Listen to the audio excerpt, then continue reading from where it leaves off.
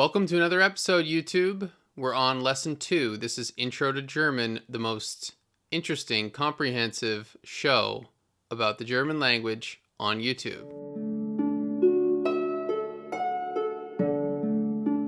The reason it's the most interesting and most comprehensive is because of the way we slice the data, or slice the language up in this case. Check it out. So, we're on A1, and this is the time to get a nice broad footing. As you can see in the upper left, the alphabet, magic sentences, cognate trends, numbers, word order, pronunciation, and useful sentences are our headings once again.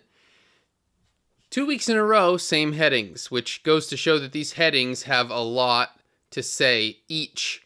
And the reason I've done a mixture is so that it's interesting, so that we don't get bored of one and then not really, want to learn anymore. So we talk about the interesting things, move on to the next thing. The alphabet is in some ways pronunciation, but it's not really the same, and we get to practice all of it. It's a very holistic view here. We're doing all of this kind of jumping around, but staying in bounds, and it makes for a very broad understanding of the language. So I want you to know the personality of the language you're learning. Yes, we talked about the alphabet in the last episode, but there is a little bit more we could talk about. We want to really dive into the umlauts because these are the points in the language where we trip up the most as English native speakers. So to review, there are 3 umlauts, and an umlaut is essentially 2 dots over the letter. A, O, and U each have an umlaut version, if you will. And what it represents is A, E, O, E, and U, E.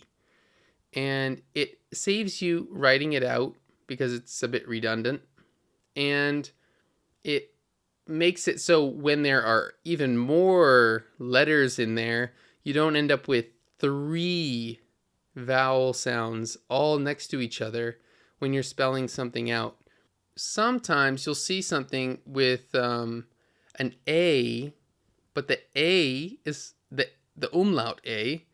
The is followed by a U without an umlaut, of course. You never have 2 umlauts in a row. That would just be too much. But if you had the spelled out as A-E, then you'd have 3. And the sound you would make is oi. So the verb to dream has this. It's called träumen. And it's T-R-E-U-M-E-N. Träumen is to dream. And one singular dream is ein Traum. And it is a dream to be making this right now, to be helping you to accelerate your learning and to help you conquer the 3 most prominent trip-ups for English native speakers. So let's just go back to the list. E, and U. I want to talk about how you make this sound. So how do you read A-E and come up with E? You're pronouncing both at the same time, which really helps explain why we're combining them into one single character. So the way the letters are pronounced in German, their names are A and A. And these are also the sounds they make. So A, A, A, A. And if you try to speed this up a little bit, A, A, A, A.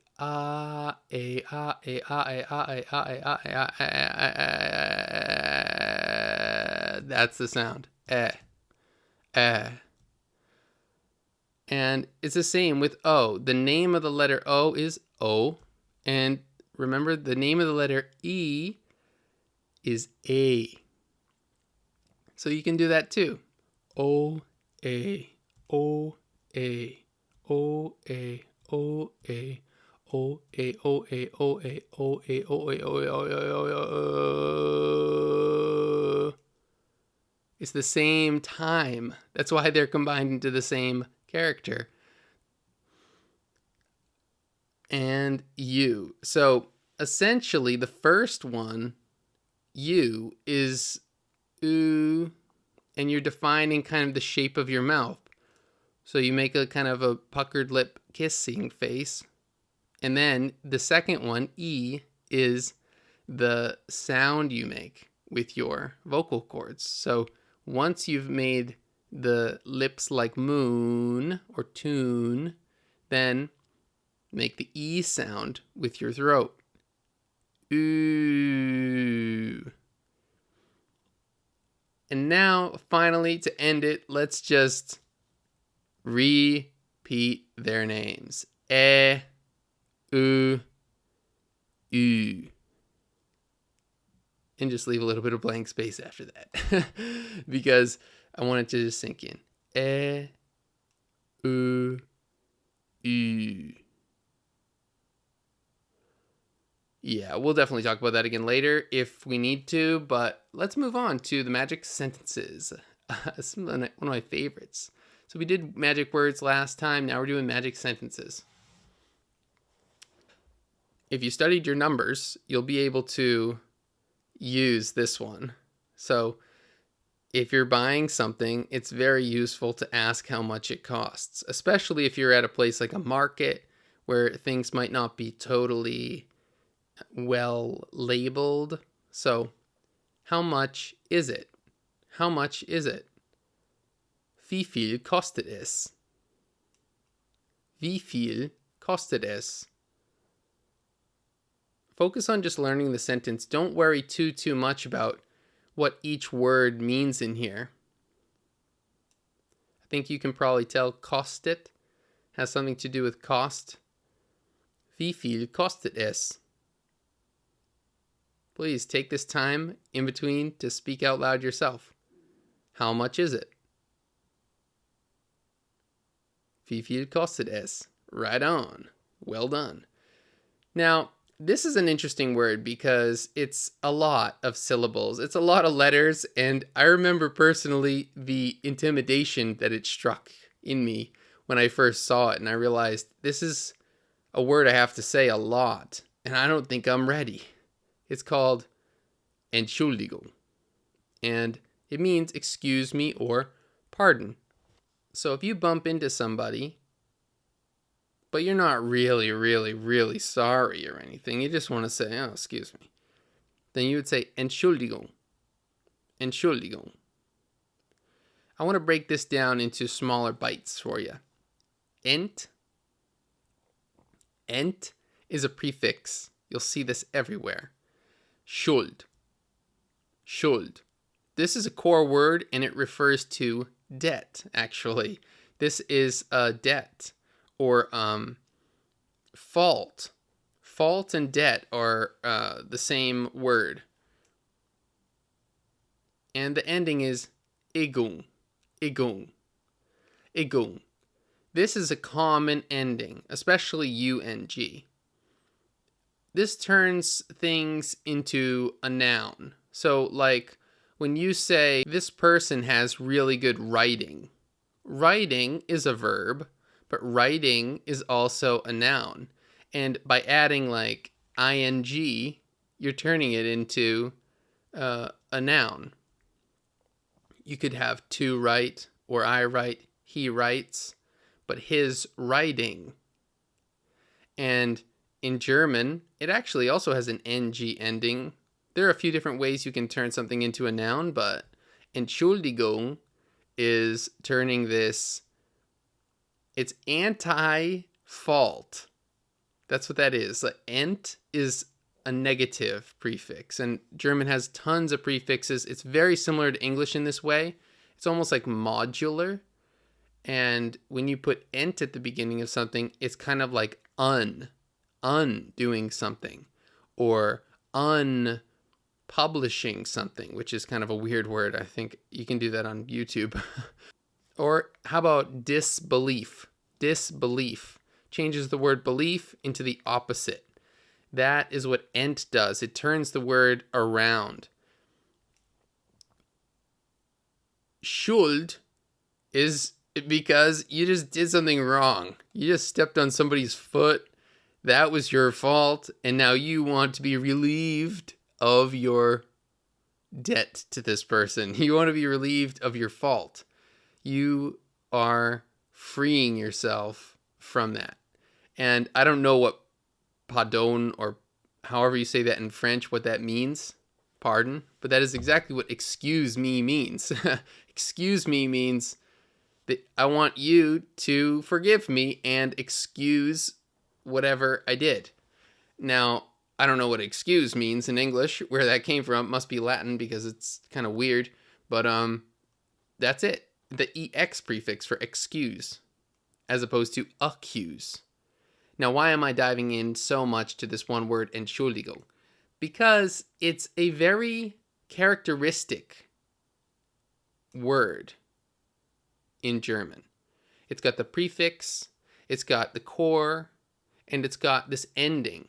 And these things are extremely vital for the German language. This is how the language is built. It's a lot of fun once you get used to it. And in a way, it can also be overwhelming because you kind of lose orientation sometimes. With a word like this at the very beginning, you don't even know what you're looking at. Like, it's just long. It's just a long word. You don't know where the stress is. You don't know. So that's why I dwell on this word, because I personally use it as a light post of where I am. This is Germany. This is German. This is very German. So the Germans back in the day invented this word, Schuld. I don't know where our word in English came from, debt or fault. I don't know where that came from, but I don't know. Schuld, that's what that means. That's a German word. German, like Germanic, anyway. So, excuse me. Entschuldigung. Excuse me. Entschuldigung. Please excuse the long explanation, but I think it tells a bit of a story beyond itself. So, the next extremely magic sentence is, I'm sorry. I'm sorry. And yes, I'm going to talk for a while about this one too. The way you say it is, es tut mir leid. Es tut mir leid. I'm separating out the words in my pronunciation here. Es tut mir leid. And this literally means, it does me regret. I regret this. This causes me to feel regret, which is what it means when you say, I'm sorry. Es tut mir leid. I'm sorry. Es tut mir leid. Very well done. All right. Now, this could have also been translated as excuse me, which is kind of why I chose to say pardon instead. Entschuldigung, pardon, or pardon me, or pardon. But this is another thing you would probably say excuse me for, but I'm going to translate it as come again. Come again. Someone says something, you're not really sure where they're coming from. Maybe it sounded a little bit passive aggressive. You don't know really why they said what they're saying, or you just didn't quite hear them. And you might say, come again. In German, whenever you want someone to repeat the sentence or sentiment, sometimes you just want to really say, like, what do you mean by that exactly? And it can cut, just like in English it can. The way you say come again is wie bitte? Now, you know both of these words already. Bitte was please, and wie is kind of like how you would say what, but it's the word for how. You see that in how much is it? Wie bitte? Wie bitte?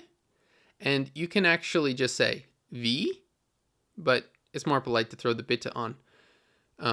But I would say it cuts deeper when you throw the bitte on if you're like pissed. So it's kind of funny how sometimes I find this funny about the English language.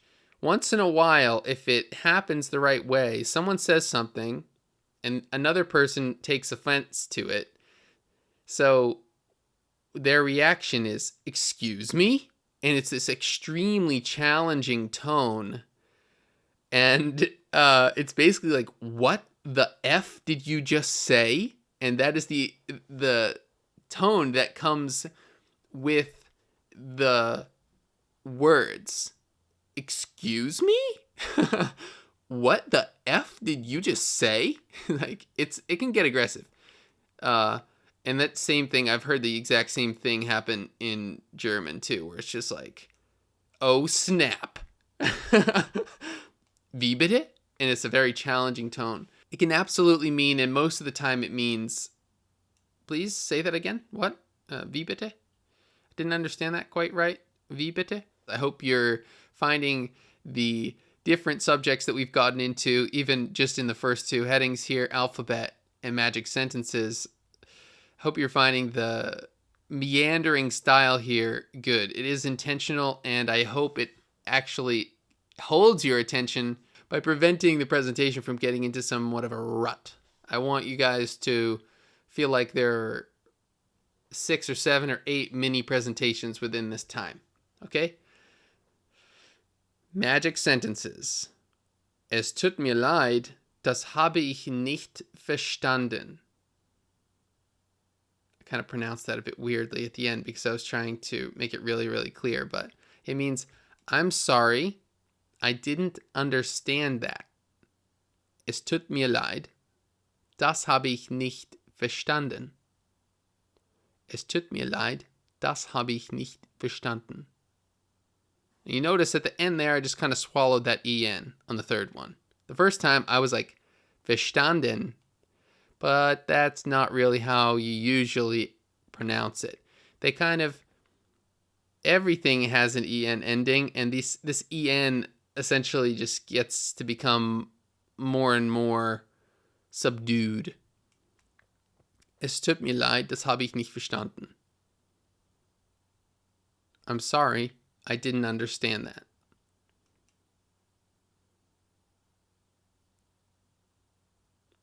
Es tut mir leid, das habe ich nicht verstanden.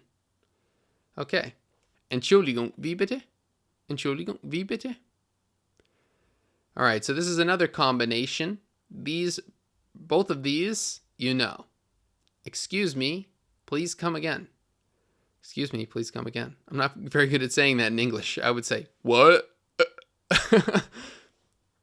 Entschuldigung, wie bitte? I'm trying to give you my best interpretation of the tonality here too. And I might be exaggerating it a little bit even, but I'm trying to give you, because I have an English speaker's voice. I don't know, that can't be changed on me. So when you hear me trying to do it, it helps you, I think, filter what's his impression of it, because you can filter out the English or the English native speaker in me, the American. You can't filter any of the English out of me. I don't have any, really. Okay. Entschuldigung, wie bitte? Sometimes it makes it easier to do an impression of something when you've already seen an impression of it. It's like tracing. It's always easier to trace something than it is to draw it. That's what I want to do for you. I want to give you something to trace here. It's easier to do an impression of Michael Jackson after you already heard Eddie Murphy do an impression of Michael Jackson. You know what I mean? Entschuldigung, wie bitte? Excuse me, please come again. Entschuldigung, wie bitte? Ooh, this is a tough one. Almost forgot about this. Okay, this is, excuse me, can you please repeat that? Which is the same meaning, but now I'm just giving you a more difficult way to say it.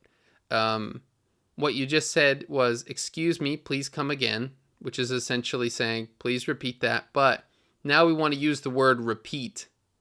In German, wiederholen. So what we're going to ask them is, can you please repeat that? The word order is different, but more important than that, this is a formal formulation. In German, you can speak either on a kind of personal basis or on a more distant basis. When you're talking to someone you don't know their name, always use this formal formulation. If you're, I don't know, it depends on what kind of a professional or non-professional relationship or how distant you want to keep the relationship, but you can always use this formal thing in the case that you don't know the person very well. In some cases, you can get to know each other pretty well and you still have to use it. It's kind of weird. But so anyway, you is Sie. Sie. And you'll hear that in a sentence. We're going to ask, excuse me, can you please repeat that? Remember, the last verb here is going to be repeat because you have this other verb, can. And so you always add the next verb at the end. Excuse me, can you please repeat that? Entschuldigung, können Sie das bitte wiederholen? Entschuldigung, können Sie das bitte wiederholen?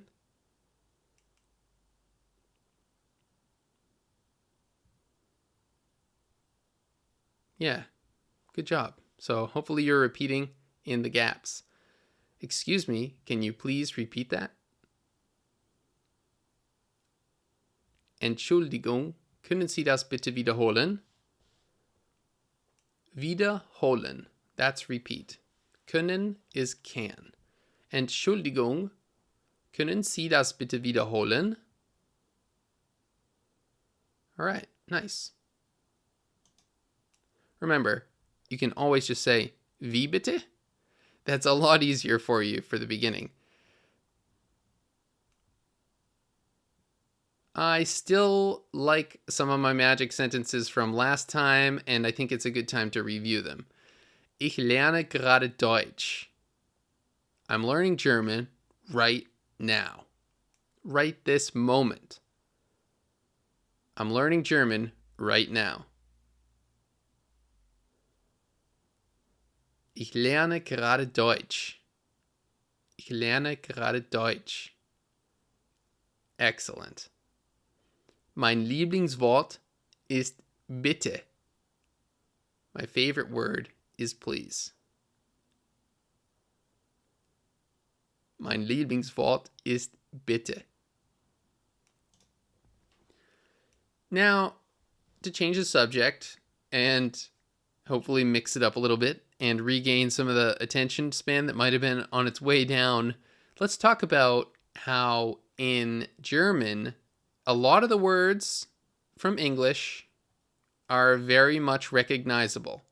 For example, university. In German, Universität. Universität. Quality. Qualität. Now you'll notice here, both of these ended in E in English and Tät in German. That's a pattern you will definitely pick up on. So another one is Tion. That's an ending that is one for one. The pronunciation is a little bit different, but you see Tion in German as well. Position. Constitution. Position. Actually, I just kind of pronounce it like a Londoner. Position. Constitution. All right. There are a lot of these kind of words. Tion is very, very, very common. Isch is another ending that will, one for one, almost always be recognizable to you. So logical, logisch. and it's logical to assume. Biological, same thing. Biologisch. Ecological. Now, I've just turned the suffix, or I turned the suffix into logical, but what I mean is ischel. ISCH is essentially the German version. Biologisch, biological. But, I mean, we have ish in English as well. The name of our language is English. In German, it's English. And to change the subject once again, because we're already at the end of the cognate trends section, English, not English. English. You can definitely sound silly if you're pronouncing it English. Like, you could say, my first language, my mother tongue, is English. Meine Muttersprache ist Englisch. But if you didn't pronounce it right, it would sound a little bit silly. But people would understand because you're telling them that is your native tongue. So it makes sense you have an accent in that direction. English. English. I know we talked about the numbers last time, but there's still so much to learn. So to review, let's just count 1 to 10. 1, 2, 3, 4, 5, 6, 7, 8, 9, 10. It's not enough just to be able to count to 10, and we could just start going up through the teens and the hundreds, the thousands, the millions, the billions, the trillions. But I thought it would be better to talk about how to say first, second, third, fourth. I think you use it a lot more than trillions. So there's a system to it. It's just as good as the English system and actually very similar. So the first on our list is 1, and in German, instead of first, it would be erste, erste, erste. Notice that R, it's kind of just like silent. Erste, erste, erste.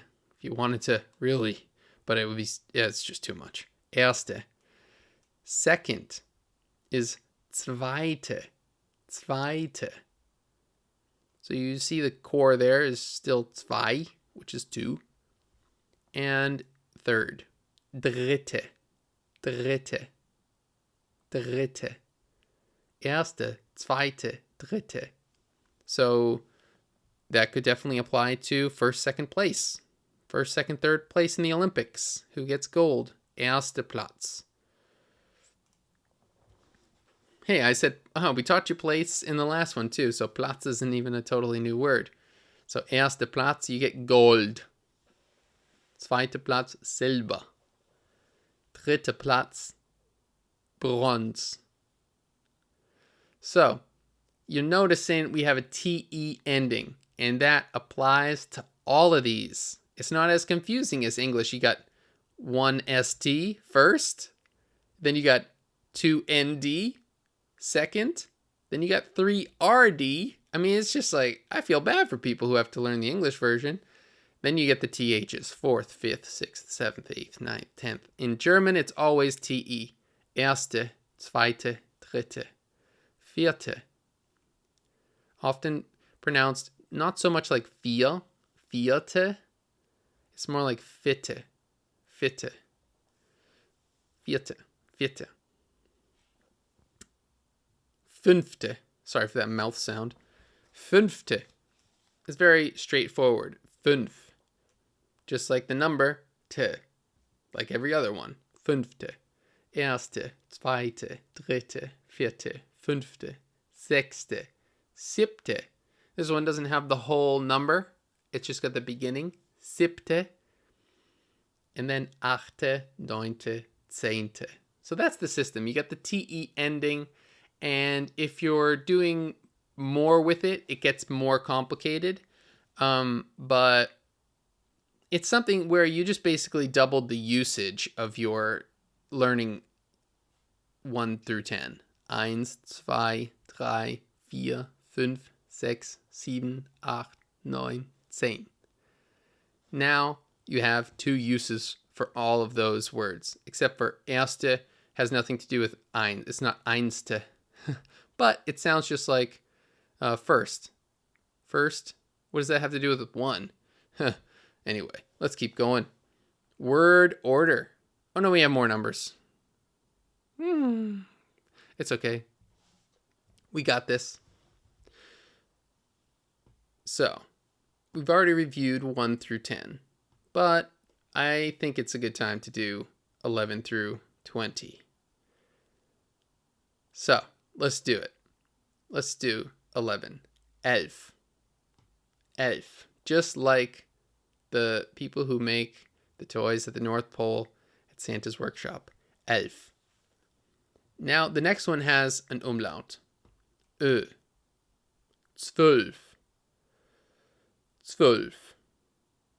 Sounds kind of like 12, right? 12. Here we go. We're getting into the teens. 13, 14, 15, 16, 17, 18, 19, 20. Or 20. This IG ending, it's a bit of a contentious issue. 20 or 20.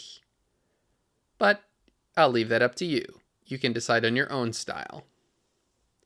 So the formulation here is just like 13, 14, 15. If you pretended teen was like 10 or something. 13, 14, 15, 16, 17, 18, 19, 20. The pattern, I think you are catching on to for sure. Now, as a bonus, because you just crushed that, let's just learn some big numbers. 100, 1000, 10,000, 100,000. 100, 1000, 10,000, 100,000. 100, 1000, 10,000, 100,000. Bet you didn't know that. Actually, you might have. But these there are so many little things to learn about when you're learning a language. Like 1,000 is almost the exact same, but it doesn't have an H. It's not 1,000, it's 1,000. But the same system. 10,000, 10,000. 100,000, 100,000. One word. Always one word.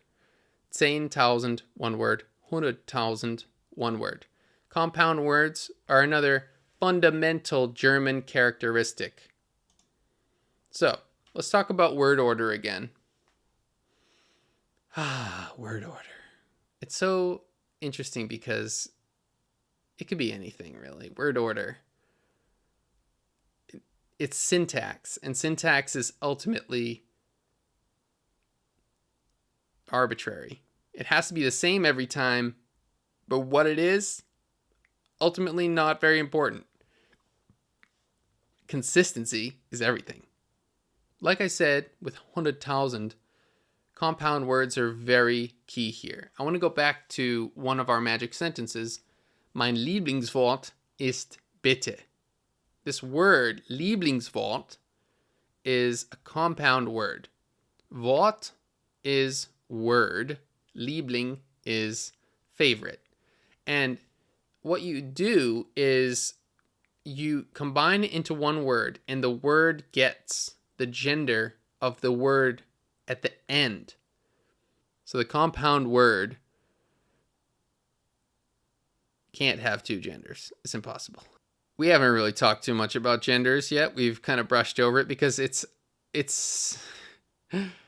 rote memorization, really. It's nothing other than memorization. But there are three. There's masculine, feminine, and neutral. So basically, when you're wondering what the hell is neutral, the way I see it is these originated from humans talking more than anything else about each other, about the the most important things that humans would have been speaking about when language was invented would have been mostly about each other and themselves in their group, like by far. And so it became like very customary to have two different articles, one for the female and the female's roles and what the female kind of like created almost, like, and that side got its own article, like it got its own word for the. And from that you just kind of start calling other things, like what are we going to use? Are we going to use ours or yours? Us, our manly one, or your female one? Like when we go out in the world and we start getting more and more words, you know, there are 400 million thousand words in the world, or like say in English 400,000 words or something. Say back when it was 1,000. And it's like, well, can we decide which are we going to use, this one or this one? Are we going to use the that we use for the men when we talk about the men? Are we going to use the that we use for the females when we talk about the females?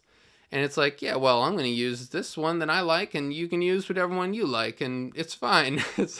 And at some point, the table ended up with a certain one, and it doesn't matter what it is, because, you know, Spanish, it's feminine, in German it's masculine, and neutral is just like, all right, doesn't matter. We need a more like neutral version of this so that we can just use it on anything we want.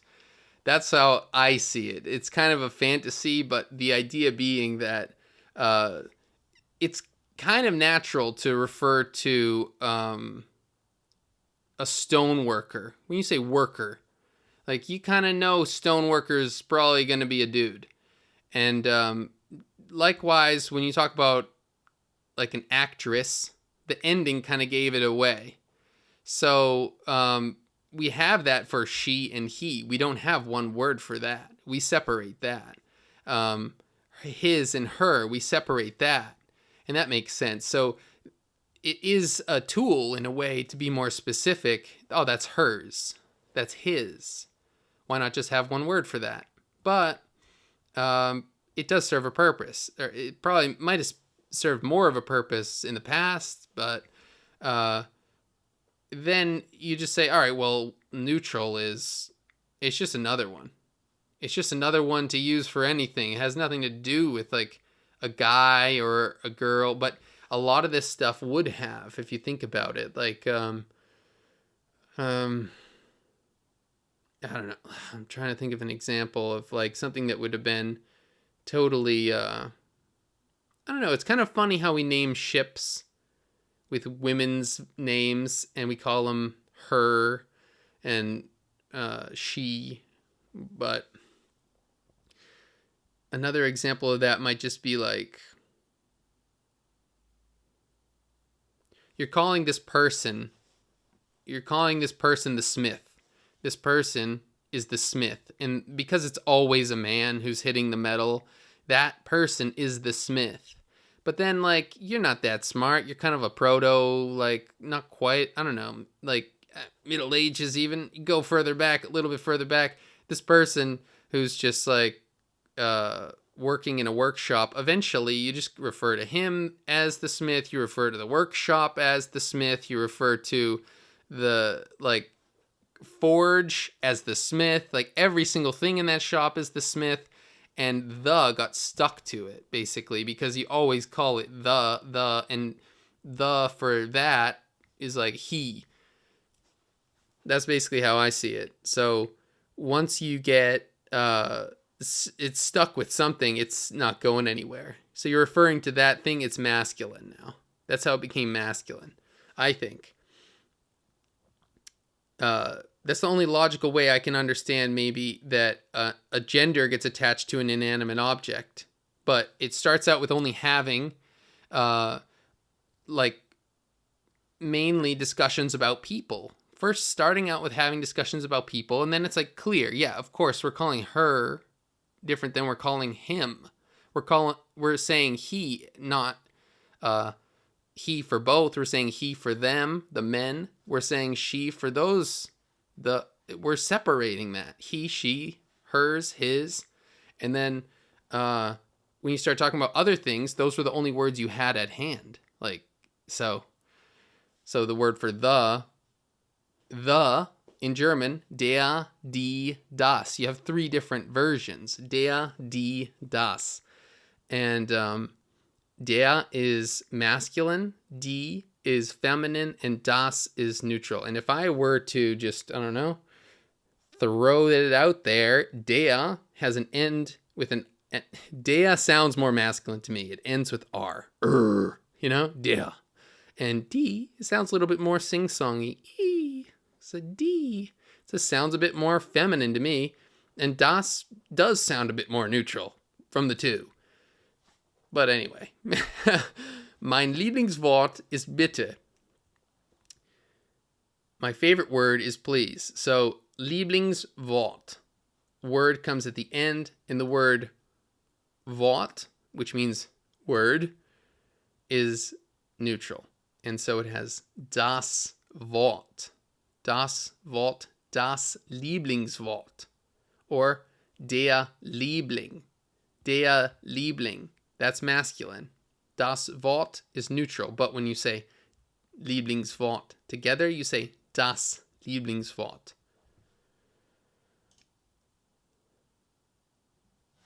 Yeah, so even with the numbers, you have a bit of a word order thing that you can observe. 13, 13, 17. The 10 comes at the end. And that's pretty normal for us from 13 to 19. We say 13, which is 310, and then we say 910. But once we get to 21, then it's 21. In German, you will see it is 120, and it sticks to that. It sticks to that all the way to a fault. That can be kind of difficult, but it sticks to this pattern from the beginning. We are the ones who switch. We have 3, 10, 4, 10, 5, 10, 6, 10, 7, 10, 17. You know what I mean? 16, 6, 10. And then we switch to 21, 22. So, you know, if you ever have to complain about how difficult it might be once in a while when you get the switch going, it happens to me all the time. 34 turns into 43 in my mind for a second before I catch it. And you think, why? Well, who's the one who's really switching? Because German's consistent from 11 onward. And it's English, which actually makes the switcheroo. All right, so here's another word order. Bit.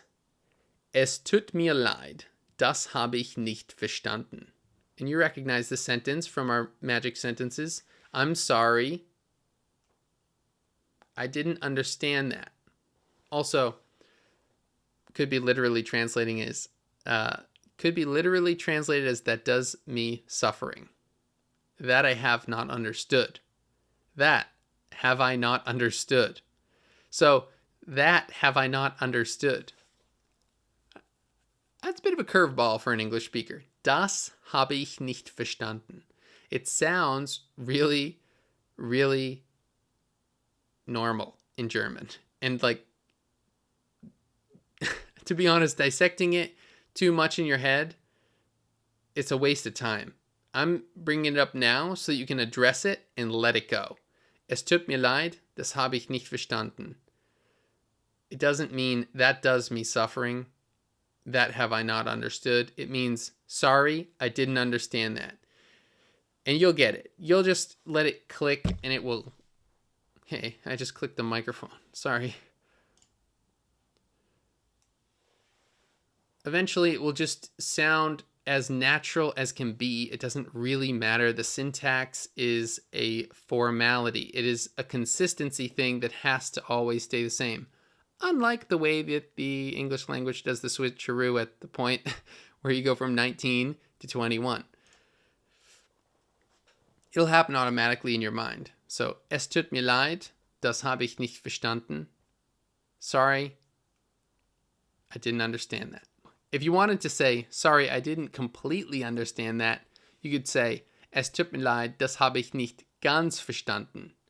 Ganz is completely. Es tut mir leid, das habe ich nicht ganz verstanden. And I guess some of you in the audience are thinking that right now about what is going on in your ears. Sorry, I didn't completely understand that.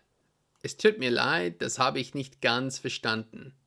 Analyzing this doesn't actually help you learn faster. I wanted to bring it up so that you can just let it go. Eventually, it will look like this to you. Everything will just seem to be correct one for one without having to actually say, well, that word doesn't come at this point in the sentence. Eventually, this is how it will look in your mind, even though the colors don't correspond to anything, as you can see here. All right, let's do a little bit more pronunciation practice.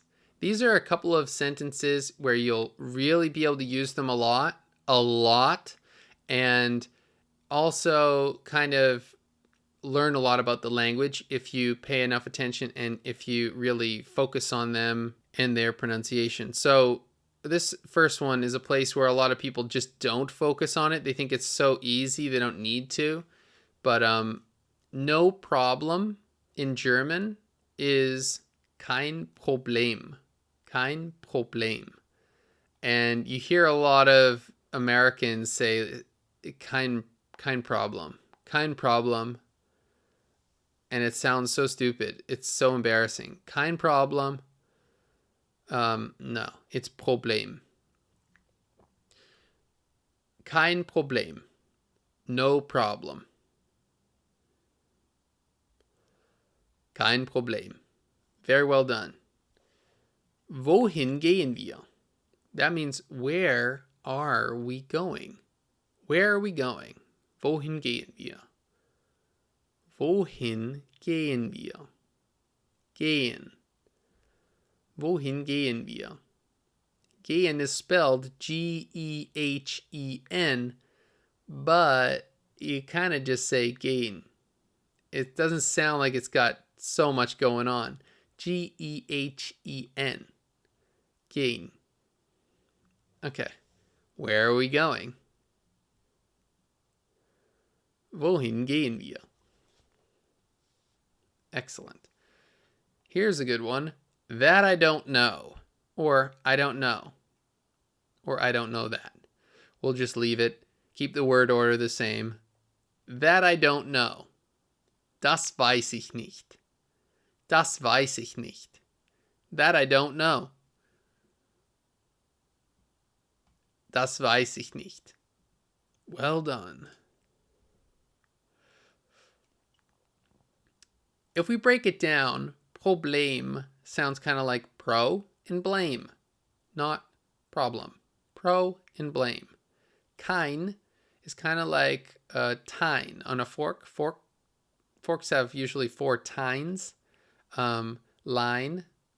Bine. Is bine a word in English? I honestly can't remember. Bein is a word in German, though. It means a leg. So, kein Problem. Kein Problem. Line, Problem. Kein Problem. Problem. No problem. Kein Problem. Wohin gehen wir? That starts with a V sound, even though wohin is spelled W-O-H-I-N. And wohin is another compound word. Wo means where. Hin means to. Wohin. Where to are we going? Where are we going? Wohin gehen wir? Where are we going? Wohin gehen wir? And this is a very, very, very, very common mistake we make as English speakers all the time. We want to say, wo gehen wir? Wrong. That's the German coming out of me.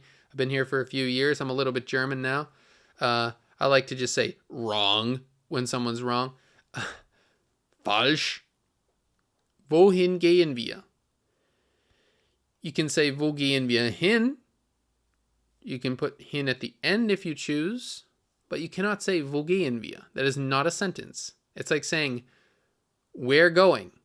I mean, I just took something out that was important, but it wasn't the same thing. But hopefully you get the idea.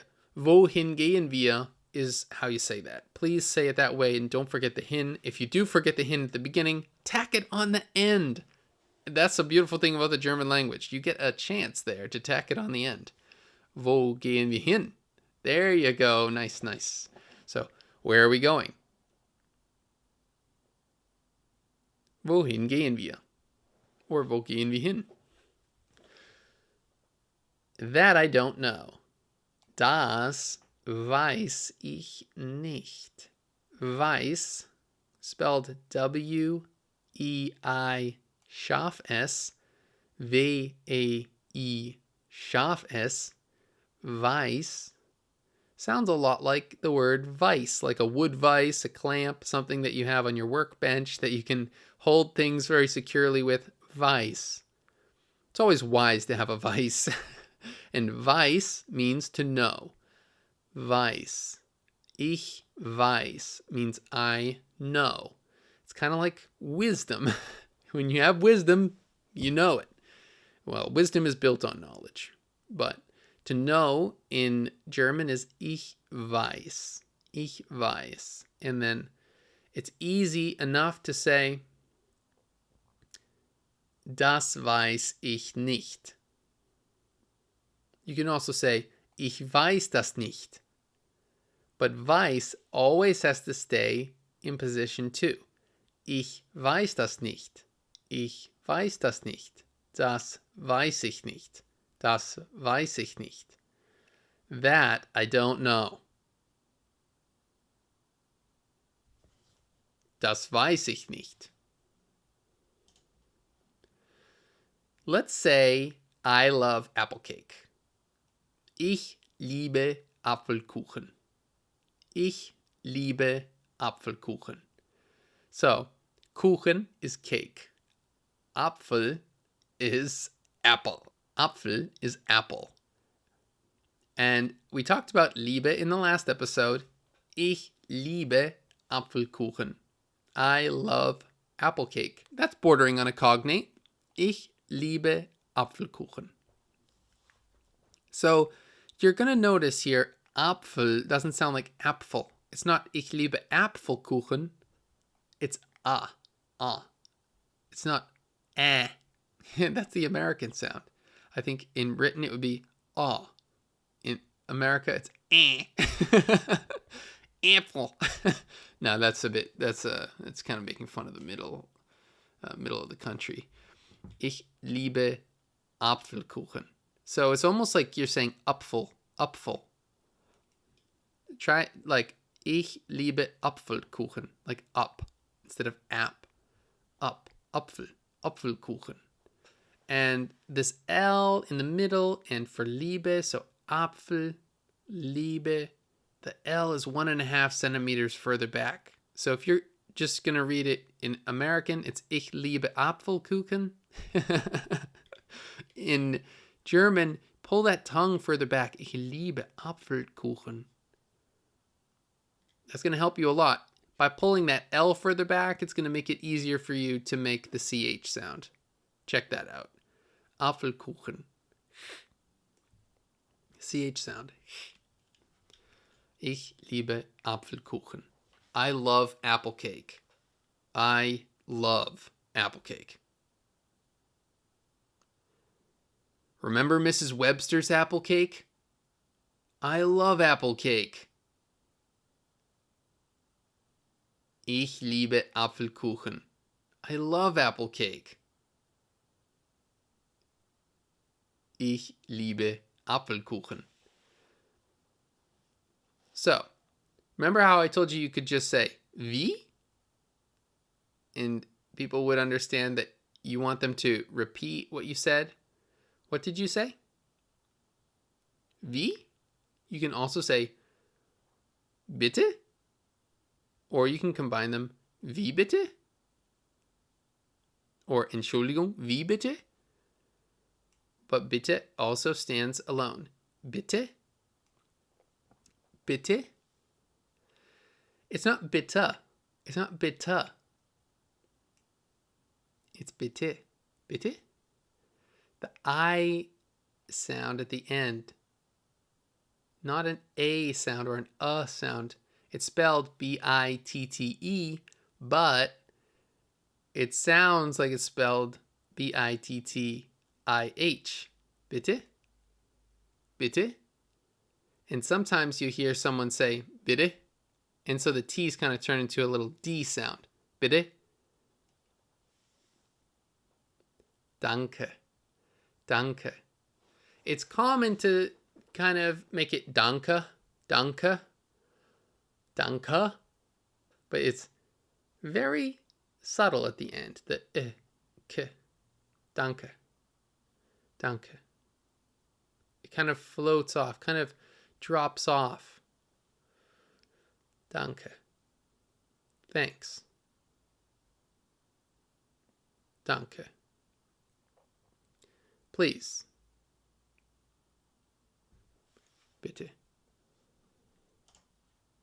The sun is setting. The video is getting long. We're going to break off the useful sentences into its own little piece of content, a little nugget unto itself. I'm Matthew Blunt. This is Real Talk. I've enjoyed making this video. I hope you guys have enjoyed watching it.